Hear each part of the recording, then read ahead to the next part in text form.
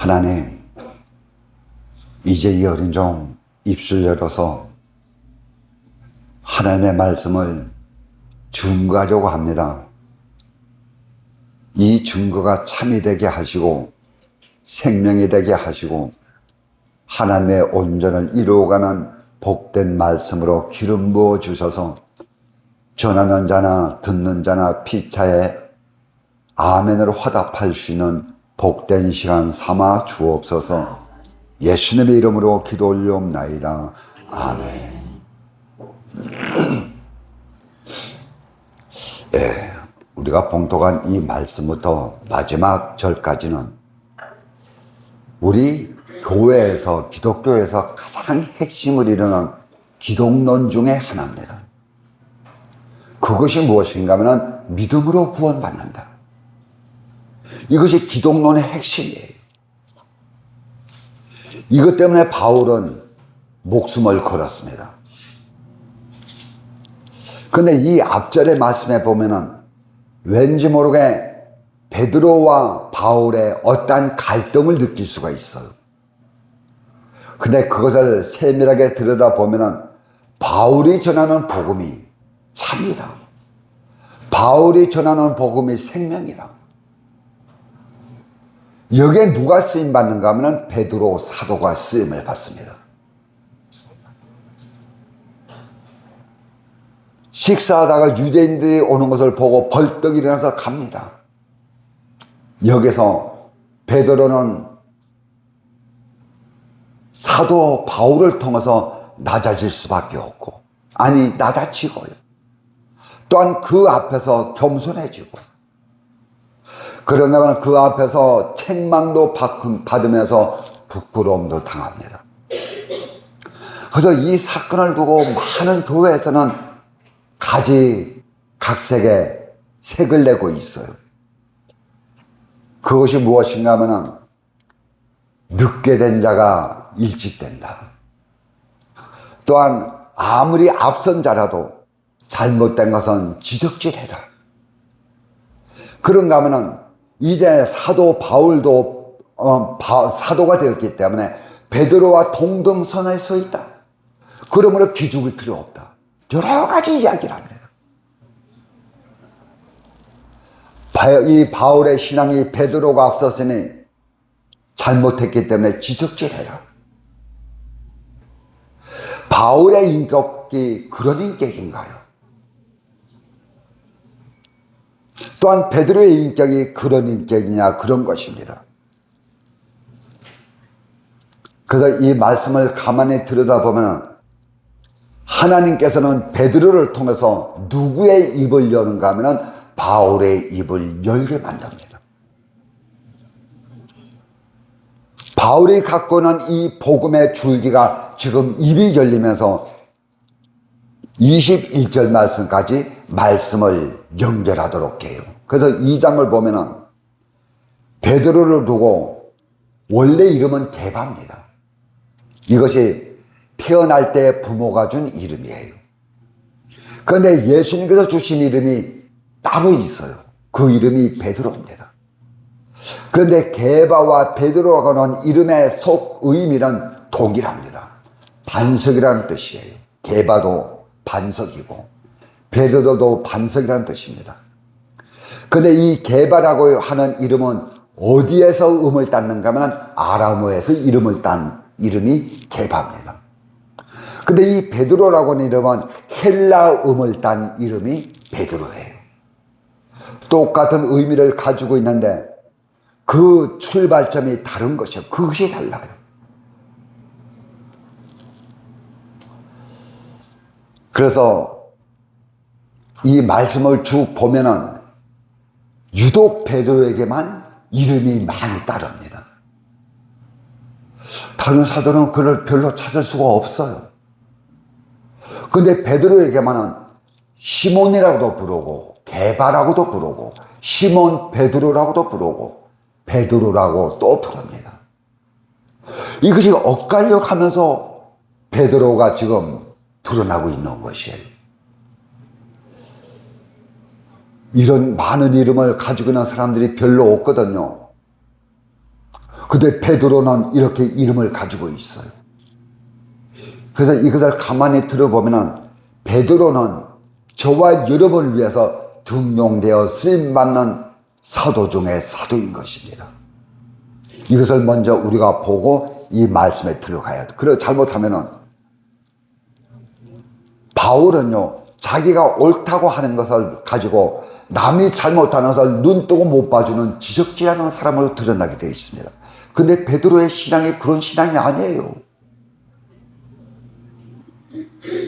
베드로가 지금 하나님 앞에서 등용돼 쓰임받는 도구가 되는 것입니다. 그래서 개반은 반석은 반석인데 어디에서요? 육적으로 세상적으로 반석이라고 할 때 이것을 놓고 개바라고 부르는 것이에요. 그래서 오늘 말씀에도 보면은 이 바울이 베드로를 베드로라고 칭하기도 하고 오늘 이 사건을 놓고는 전부 개바라고 칭하는 것입니다. 그러니까 무엇을 놓고 말하는가 하면 이때의 개바 속에 베드로 속에 있는 사상과 정신을 끄집어내면서 지금 개바라고 바울은 부르고 있는 것이에요. 그러니까 이 말씀은 무엇인가 하면 한 몸으로 또한 개바로 살면 쉽게 말하면 육의 몸으로 개바의 정신과 사상으로 살면 외식적으로 살아갈 수밖에 없고 또한 사람을 유혹하면서 많은 이들의 유혹된 삶을 살아갈 수밖에 없다고 하는 것을 첫째는 우리에게 보여주는 것입니다. 이것은 무엇인가 하면 선악 까먹고 타락한 세상 지식 가지고 사는 것이에요. 그래서 개바라고 하는 이름이 나올 때는 이 베드로의 옛 사람이 지금 드러나는 것입니다. 저와 여러분은 새 사람으로 살지 않고 옛 사람으로 살게 되면 이 옛 사람은 과거에 예수 믿기 전에 내 모습을 두고 옛 사람이라고 하는 것이 아니에요. 새 사람, 옛 사람 할 때 새 사람은 내가 예수 믿고 새 사람 되었으니까는 새 사람이다. 그러면 옛 사람은 예수 믿기 전에 육으로 세상에서 살았기 때문에 옛 사람이다. 보통 이렇게 나눕니다.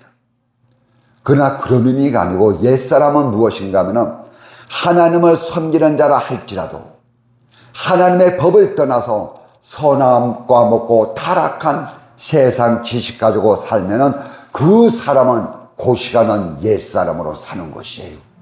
옛 사람과 새 사람이 이렇게 나눠지는 것입니다. 생명과 먹고 살게 되면 이 사람은 새 사람이고 그가 영원히 새 사람이 아니라니까요. 우리는 하나님을 믿고 예수님을 섬기면서도 순간순간 세상에 빠지고 세상 유혹에 빠지고 또한 세상 말에 솔깃해가지고 그쪽으로 내 삶의 방향을 돌릴 때가 있어요. 이때는 누구나 할 것 없이 하나님 앞에 옛사람으로 사는 사람인 것입니다. 그래서 개바가 나올 때는 이 개바는 베드로가 개바라고 하는 이름을 지금 들먹일 때는 그 시간에는 베드로가 지금 옛사람성으로 사는 것이에요. 옛사람성으로 살게 되면 이러한 지위 가지고 옛사람으로 살게 되면 무엇이 있는가 하면 사람들을 미혹하고 유혹하고 타락하는 그 길로 이끌 수밖에 없다는 것을 저와 여러분에게 가르쳐주고 있는 것입니다. 이때부터는 무엇이 되냐 하나님의 눈을 보지 않아요. 하나님이 나를 어떻게 생각할까 관심이 없습니다. 하나님의 비율을 맞추려고 내가 힘쓰고 노력하는 것이 아니고 이때부터 사람의 눈을 보게 되어 있습니다. 사람에게 관심 끌려고 그곳에 인기 노름하는 것이에요. 그래서 지난 시간에 말씀드렸지만 이 모세가 애굽인을 쳐 죽입니다. 그리고 어디를 돌아보나 좌우를 돌아보고 보는 사람이 없으니 하나님을 보지 않았어요.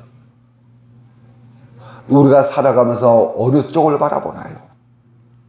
좌우를 보고 우리가 주저앉아 있나요? 아니면 하늘을 보고 우리가 주저앉아 있나요? 이 베드로는 지금 모세와 같은 위치에 서 있습니다. 좌우를 돌아봤더니 자기의 위신이 다 무너지는 위치에 있거든요. 그러니까 지금 베드로는 하나님께 쓰임 등용되어서 쓰임 받는 하나의 도구인 것입니다. 우리의 삶은 누구에게 맞추나요? 게바가 죽어야지 누가 삽니까? 베드로가 삽니다. 게바가 살아있는 한 베드로는 살아날 수가 없어요. 여러분, 아브라함이 죽어야지 아브라함이 살 수가 있습니다. 사울이 죽어야지 바울이 살 수가 있어요. 두 개가 공존하면서 살 수는 없습니다. 하나가 살면 하나는 분명히 죽게 되어 있어요. 내 속에 새 사람과 옛 사람이 함께 살아갈 수가 없는 것입니다. 옛 사람이 살면 새 사람이 분명히 죽게 되어 있어요. 그러나 반대로 새 사람이 살면 옛 사람은 죽게 되어 있습니다. 어느 것을 죽이고 어느 것을 살릴 것인가? 내 육성을 죽이고 하나님의 거룩한 생명을 살릴 것인가? 아니면은 하나님의 생명을 죽이고 내 육을 살릴 것인가? 양쪽은 다 잡을 수가 없는 것입니다. 그래서 지금 바울이 베드로에게 그렇게 합니다. 유대인이 이방인으로 살면서, 유대인이 하나님을 믿는 주님의 자녀가 세상 사람같이 살면서, 세상 사람들아 너희는 믿는 하나님의 백성같이 살라고 말할 수가 있느냐, 이 말인 것입니다. 저는 대뜻까지 살면서 상대방에게는 바르게 살라고 합니다. 그것이 생명이 될 수 있는 말일까요? 그 속에서 정말 생명이 나갈 수 있을까요? 어떻게 해요? 어거지러요. 그러니까는 오늘 이 말씀은요, 본질 문법적으로 존재론처럼 지금 바울이 게바에게 하는 말입니다. 그런데 이것을 우리가 돌려서 보면은 게바를 앞에 놓고 게바와 같이 사람을 유혹하고 미혹하는 삶을 살아가는 그 자리에는 사람들과 저와 여러분에게 하는 소리예요. 그러니까 두들겨 패기는 왼쪽을 두들겨 패면서 눈은 어디에 두고요? 오른쪽을 두고 이야기하는 것입니다. 누구 들으라고 하는 소리인가요? 베드로 들으라는 소리인가요? 아니면은 외식하는 자들 들으라는 소리인가요? 외식하는 저와 여러분 들으라는 소리인가요? 게바 들으라는 소리인가요? 그런데 이것을 우리에게 자신을 놓고는 이 말씀을 보려고 하지 않습니다. 그가 엉뚱한 것 가지고 이 말씀을 해석하는 것이에요. 아마 바울은 그랬을 것이며, 선배 미안해요. 이 시간 내가 선배 이름 좀 잠깐 빌렸을게요. 아마 마음은 그랬을 것입니다. 그래서 모든 말씀은 듣는 중심은 누군가 하면 바로 자신인 것입니다. 개혁이 뭔가요? 종교 개혁이 뭔가요? 형식과 방법을 바꾸는 것이 개혁인가요? 개혁은 내 자신 바꾸는 것이 개혁이에요. 여기로부터 출발됩니다. 종교개혁, 그 자리에서 보면 전부 형식과 모양을 바꾸는 것을 놓고 개혁이라고 합니다. 그런데 진짜 개혁은 무엇인가? 나 바꾸는 것이 개혁이에요. 여기부터 개혁은 출발된다고요. 그런데 사람들은 개혁하는데 무엇을 놓고 말합니까? 그래서 오늘 말씀에 보면은 본래 유대인이요 이방인이 아니로되, 이방인이 유대인을 오늘 말씀에 그랬거든요. 우리는 본래 유대인이요 이방 죄인이 아니로되. 아까 이방인들은요, 유대인들은요 이방인을 볼 때 항상 무슨 모습으로 보는가 하면 죄인으로 보는 것이에요. 자기들은 의롭고. 우습죠? 나는 의롭고 다른 사람들은 전부 죄인으로 보는 것입니다. 나는 옳고 상대방은 전부 그릇된 것이에요. 나는 바른 길 가는데 상대방은 전부 다 어그런 길로 가는 것입니다. 유대인들이 세상을 바라보는 눈이 이렇습니다. 그렇다면 본인이 내 주위와 내 이웃을 바라보는 눈은 어떤 눈인가요? 어떤 눈인가요? 나는 의롭고 상대방은 전부 잘못된 것으로 그러한 눈 가지고 바라보나요? 본래 유대인이에요. 본래 하나님의 자녀예요. 아닌 것입니다. 그래서 여기서 이 바울은요, 이방인을 무시해서 하는 소리가 절대 아니에요. 왜 이런 말을 합니까? 16절부터 말씀을 우리에게 이해시키기 위해서 서두를 꺼내는 것입니다.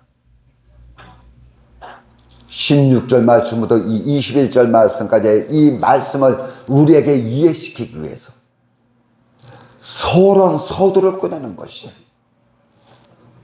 그래서 이 말씀, 그 이후의 말씀을 보면은 유대인도 뭐 할 수 없어요. 율법을 지킬 수 없습니다.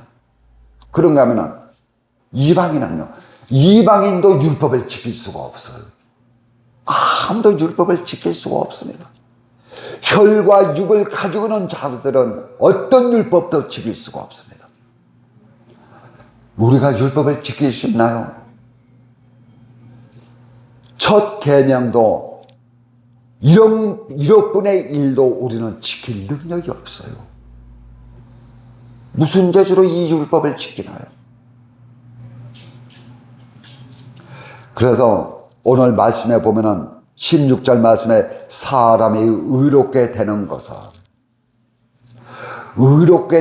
이것은 디카이오라고 하는 헬라어를 쓰고 있어요.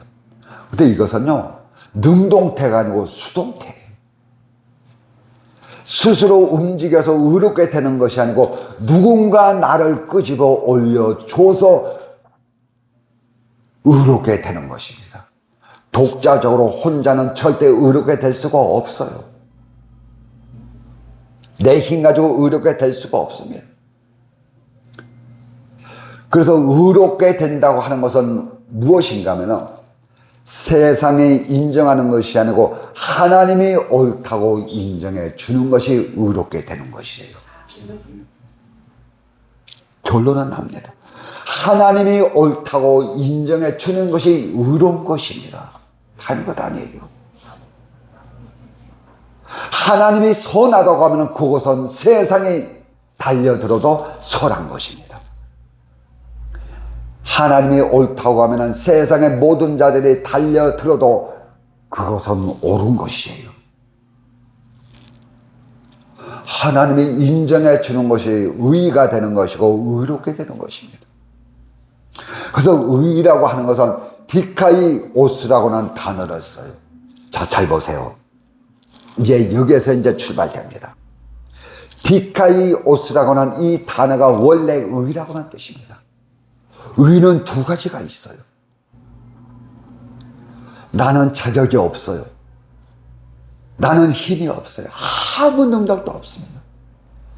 그런데 하나님께서 나와 상의하지 않고 사람과 상의하지 않고 그냥 무조건적으로 너는 의롭다고 인정해 주시는 것입니다. 아무 공로 없는데, 아무 관계도 없는데 너는 의롭다고 인정해 주시는 의가 있어요. 이것은 무조건적인 의입니다. 이것이 신학적인 용어로 무엇이라고 말하는가 하면 중생 구원이라 그렇게 이야기합니다. 보세요. 내가 하나님의 자녀가 되겠다고 처음에 교회 나와가지고 율법을 지키고 율법 계명을 철저하게 지키면서 하나님의 자녀가 되겠다고 노력하는 자들이 있나요? 아니에요. 순간적으로 말씀이 믿어지면서 예수님을 내 주라고 고백합니다. 그 즉시로 하나님께서는 나에게 은혜를 주시면서 의를 입혀줘요. 이것은 내가 노력하고 내가 다른 박자를 써서 얻는 의가 아니에요. 근데 두 번째 의가 또 있습니다. 이 의는 하나님께서 무조건 입혀주는 의가 아니에요. 이 의는 무엇인가는 하나님과 내가 연합을 하는 것입니다. 연합을 하는 것은 하나가 되는 것이에요. 하나가 되어서 그 된 하나 속에서 주격은 무엇인가 하면 하나님이에요. 그래서 하나님과 내가 하나가 되어서 주격되는 하나님의 의사성을 내 영과 내 육이 순종하며 따라가는 것입니다. 그래서 영과 육이 하나가 결합이 되어서 순종하며 따라가면서 우리의 소원의 목적은 무엇이냐면 하나님의 온전함을 이루어 가려고 다른 박자를 치는 것이에요. 이때 입혀진 의가 또 있습니다.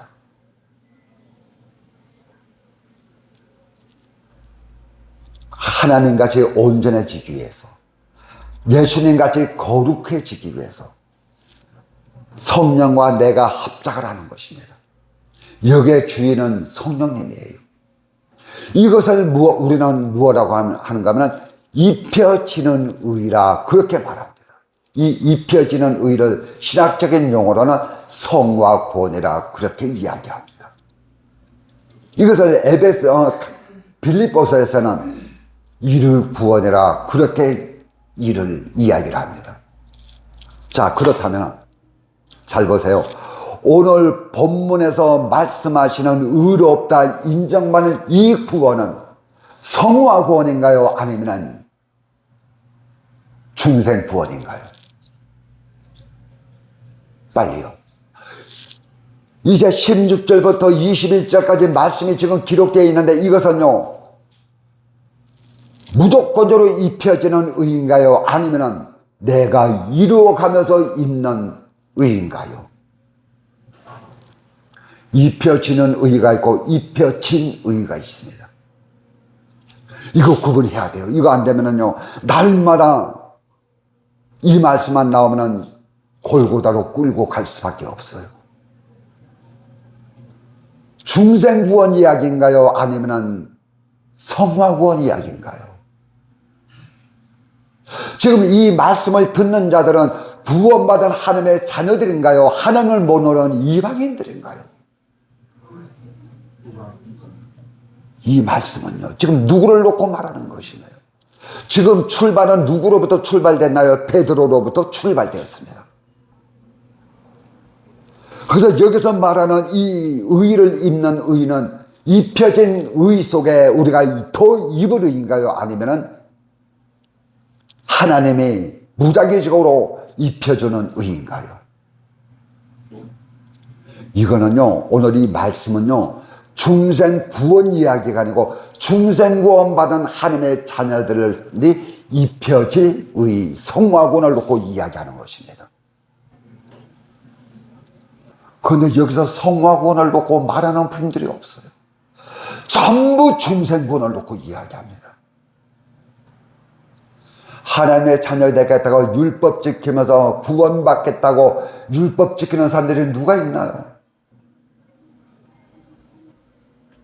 그런데 말씀은 꼭 무엇이에요? 중생 구원으로 말씀이 기록되어 있는데 이 말씀은 성화 구원 이야기라고요.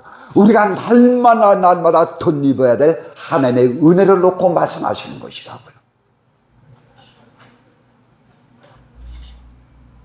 이것까지 생각 안 했죠. 들여다보세요. 이러면 말씀이 열릴 수밖에 없습니다. 바울의 심정이 읽혀질 수밖에 없어요.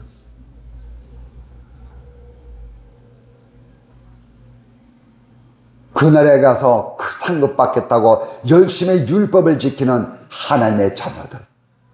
지금 바울과 베드로와 함께 앉아서 식사하는 이 자리에는 구원받은 하나님의 자녀들, 교회에 있는 하나님의 백성들의 이야기인 것입니다.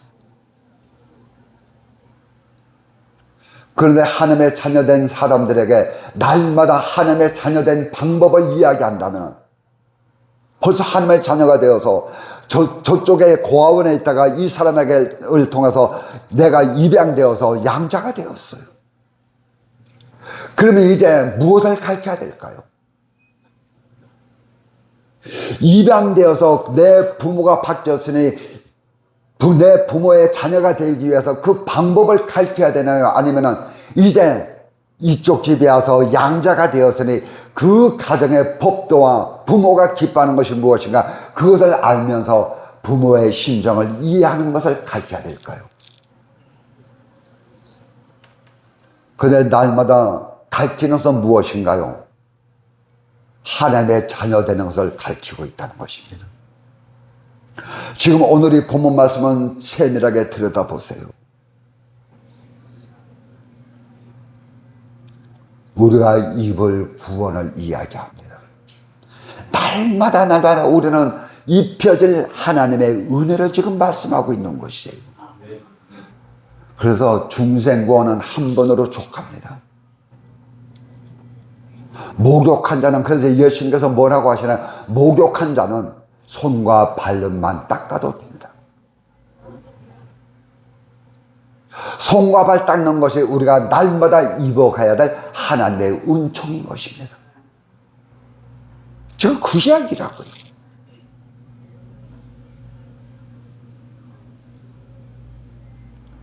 이것을 중생구원에 놓고 보는 것이 아니고 성화구원, 일구원에 놓고 이 말씀을 들여다보면 말씀이 열리게 되어 있으면 환하게 열립니다.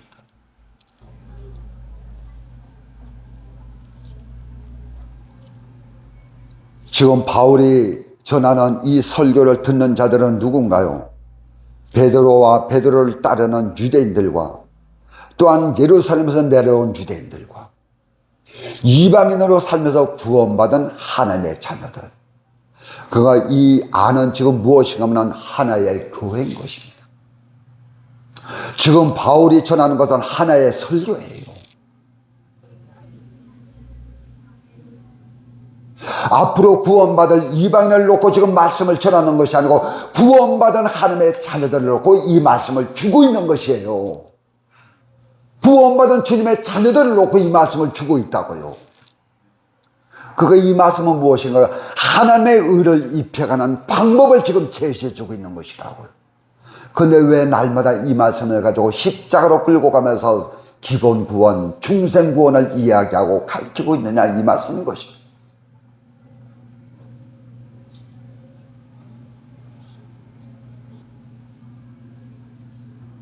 만약에 이것을 가지고 중생구원, 하나님의 자녀가 되는 것을 놓고 이야기한다면 이미 구원을 받아서 하나님의 자녀 저희들과는 상관이 없는 말씀이 됩니다. 그러나 이 말씀을 놓고 하나님의 의를 이루어 가야 될 성화 구원을 놓고 이 말씀을 본다면 이 말씀은 우리가 꿀보다 더 단 말씀이 되는 것이에요. 확 열립니다, 말씀이.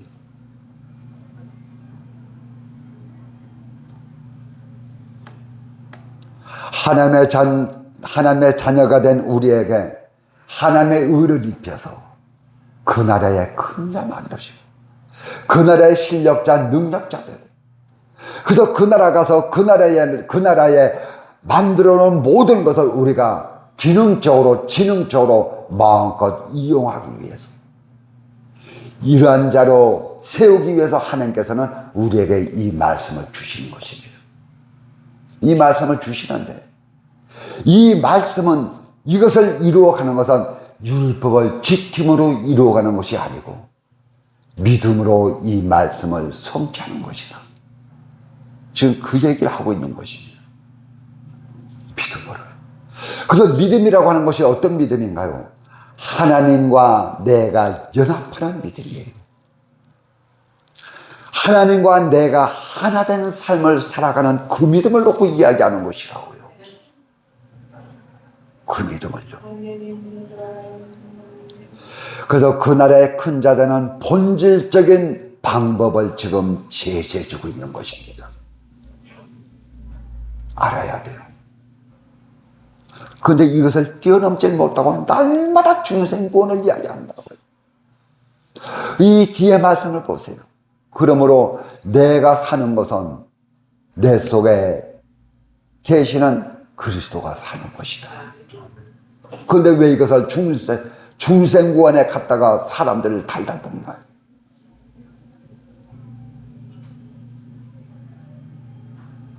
그 나라의 큰 자, 그 나라의 기능과 실력을 가지고 누림을 위해서는 날마다 우리는 하나님의 의를 덧입어 가야 됩니다. 날마다. 그래서 이것은 무엇인가 하면 그 나라에서도 누리는 것이지만 날마다 내 삶이 새로워져야 되는 것이에요. 똑같은 시간으로 흘러가지만 내 중심은 날마다 새로워지는 것입니다. 처음에 우리 은찬이가 저쪽에 있을 때 교회 나오면서 저에게 한 얘기가 있어요. 오늘은 집에서 출발하면서 어떤 말씀이 들려질까 궁금하다는 것입니다. 그 마음 가지고 나온다고 했어요. 지금은 모르겠어요. 오늘은 어떤 말씀이 들려질까 궁금한 것입니다. 기대가 되는 것이. 그래서 이건 역시 우리의 행위의 율법을 지킴으로 되지 않는다는 것을 지금 이야기합니다. 그 이야기예요. 율법을 지켜서 구원받고 율법을 지켜서 우리가 예수쟁이 되고 율법을 지킴으로 내 믿음이 커진다면 이때부터는 율법의 종이 되고 율법의 올무에 매일 수밖에 없습니다. 매일 수밖에 없습니다. 이것을 놓고 우리는 율법의 종이라 그렇게 이야기합니다. 율법을 지킴으로 우리가 하나님의 의를 입는다. 이때부터 그 사람은 종교 행위를 할 수밖에 없습니다. 종교 행위가 될 수밖에 없어요.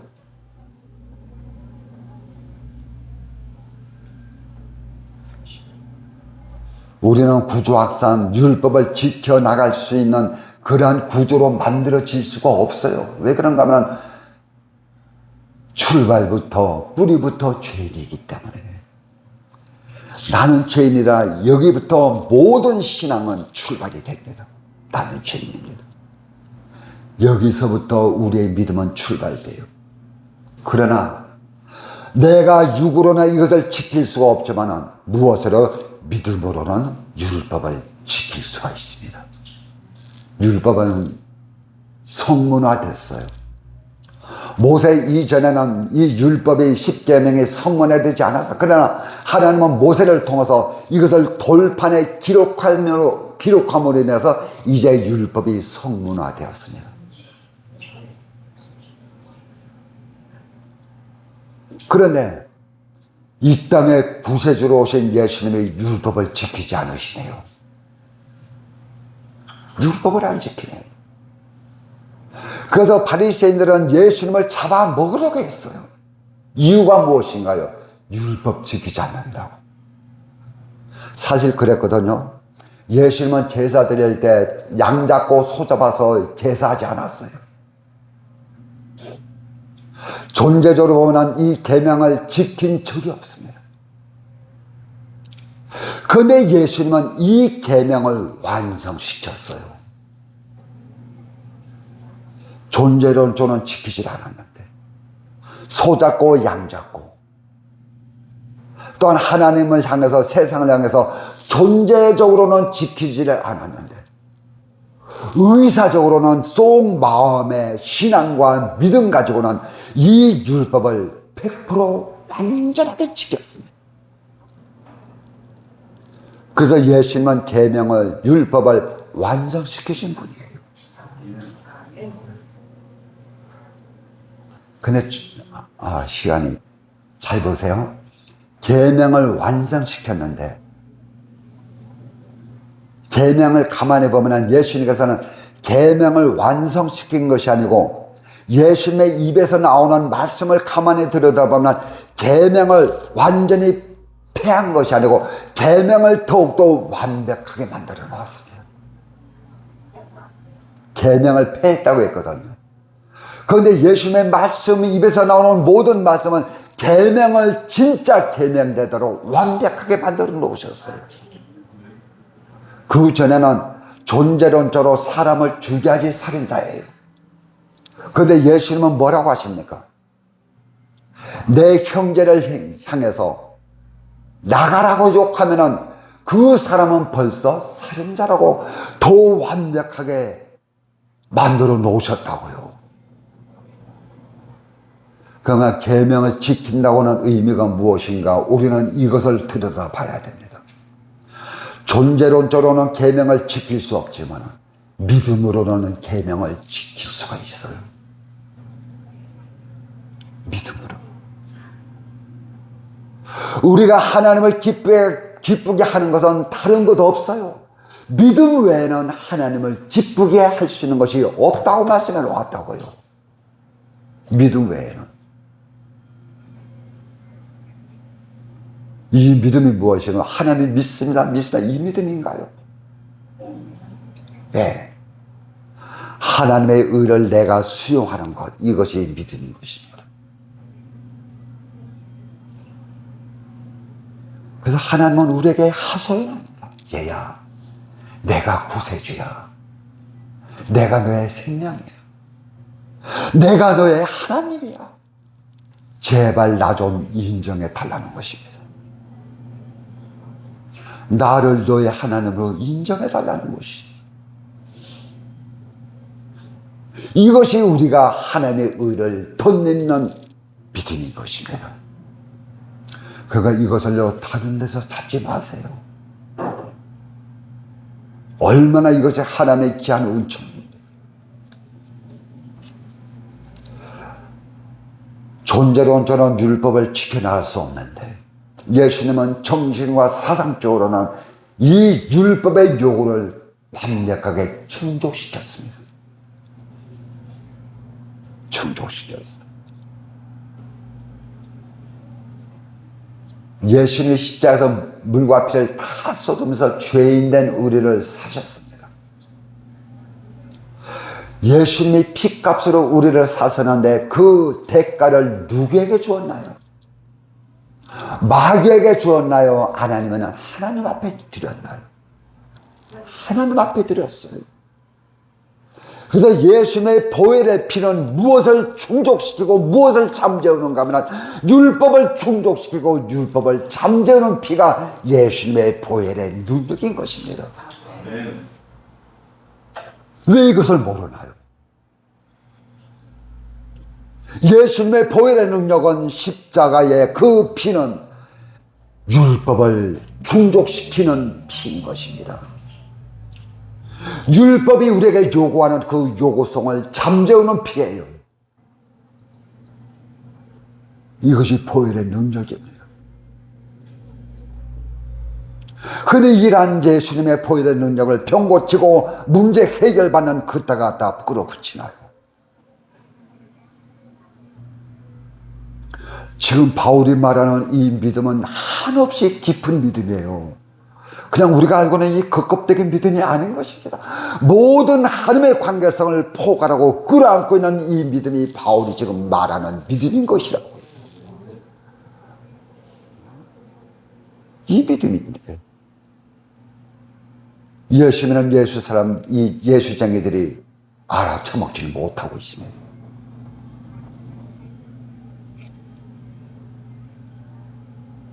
성령의 지도와 성령의 통치를 받으면서 믿음으로 그 나라의 사상과 정신을 채워가면 우리가 입는 것은 하나님의 의를 입는 것입니다. 그래서 하나님께서 아브라함을 의롭다고 인정해 주셨어요. 행위 보고요? 아니에요. 아브라함의 행위가 의로 인정받을 만한 행위인가요? 자기 아내를 팔아먹고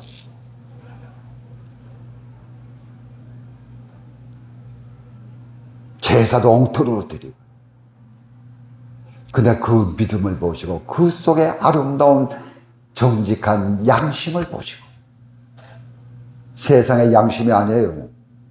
하나님은 의롭다고 인정해 주시는 것입니다. 이것이 우리가 덧입는 하나님의 의가 되는 것이에요.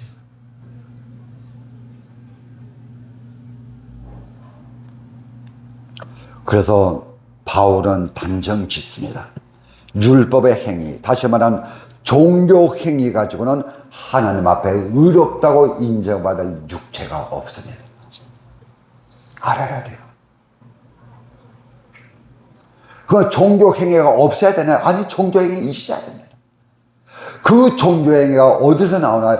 은혜 받은 그 은혜 속에서 기쁨과 감사 속에 나오는 행위는 이것은 하나님의 의를 덧입는 의가 되는 것입니다.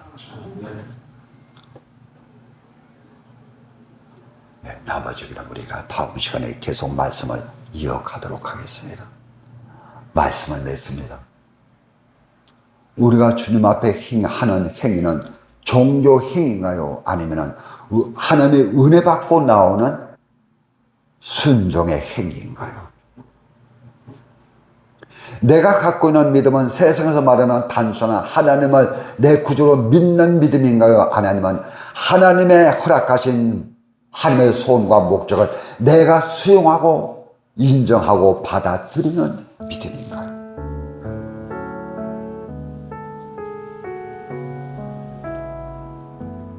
내 자신을 놓고 다시 한번 내 자신을 점검할 수 있는 그러한 저와 여러분이 되시기를 주의 이름으로 축복을 드리겠습니다. 기도합니다. 하나님, 우둔한 입술 열어서 이렇게 주의 말씀을 풀어놓았습니다. 하나님의 귀한 말씀을 큰 덩어리를 이렇게 조각조각 내었습니다. 이것을 우리가 먹기에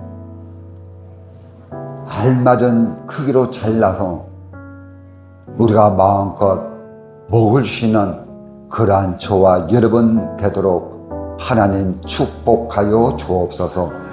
예수님의 이름으로 기도 올리옵나이다. 아멘.